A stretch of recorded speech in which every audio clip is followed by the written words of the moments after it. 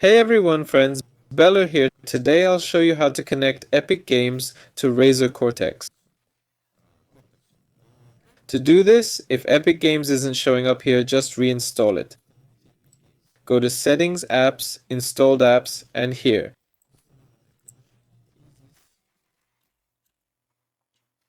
Just type Epic Games, uninstall the launcher and online services, then reinstall.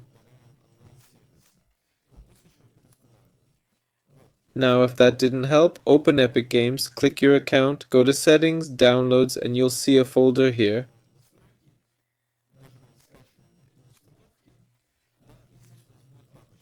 Copy the path and head back to Cortex. Click Add Game, paste the path, pick your game, and select the file that launches it.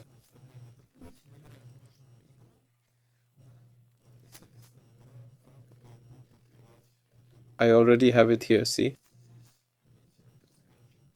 But you can also try adding the platform. So, Epic Games, there it is. Now enable it. Enable it here. Make sure it shows up here and here. Well, that's it. This was Belor. Like and subscribe to the channel. See you all later.